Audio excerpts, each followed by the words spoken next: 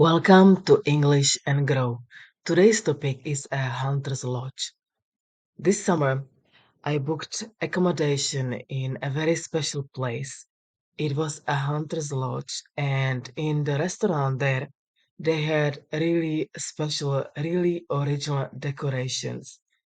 Even if this topic might be slightly controversial because not everyone is fond of hunting, there might be some vegans or vegetarians.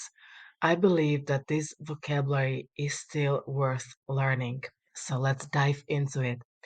In the restaurant, on the walls, they had a lot of stuffed animals. For example, they had a boar. They also had deer skulls.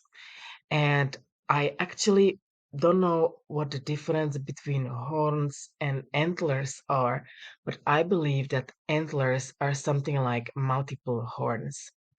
So I felt it was something worth mentioning, and I decided to make a video about it. Next, which they had was a lot of vintage stuff. For example, vintage skis and also vintage ski sticks. And look at the picture. The ski sticks in the past, they had these tiny wheels at the bottom part of the sticks. I think that is highly original. They had, like I said, a lot of stuffed animals, including birds, and they had the tiniest bird of prey there is, and this is the kestrel, which you can see in the picture. Then they had also a belt with cartridges for a shotgun. Let's move on to the next slide. There were more animals which were stuffed in the restaurant as decorations. One of them was a weasel, and weasels, they are quite similar to ferrets. But I think that no one actually keeps weasels as pets.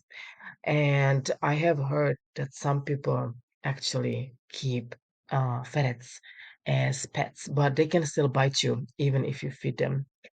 And the last animal, which is on this slide, is a squirrel.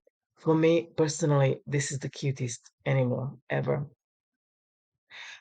Now, they also had decorations which were vintage tools for kitchen or utensils. So you can see a cake tin. They also had many pancake pans and a lot of grinders. I think they had 5 or 6 meat grinders. I remember my grandma had one of these also, and they had also a coffee grinder. So I don't know what your coffee grinder looks like, but this is the vintage type.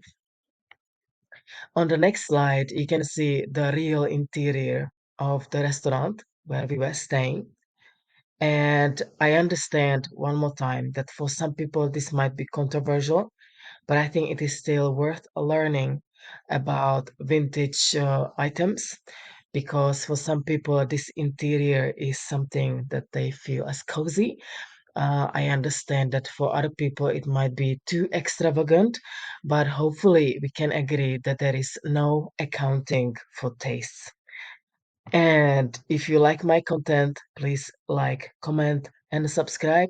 And most importantly, support me on my Patreon so I can help you on your journey with language coaching, more videos, and Zoom lessons. And if you ever struggle, remember, every day is a gift, and every breath is a new beginning.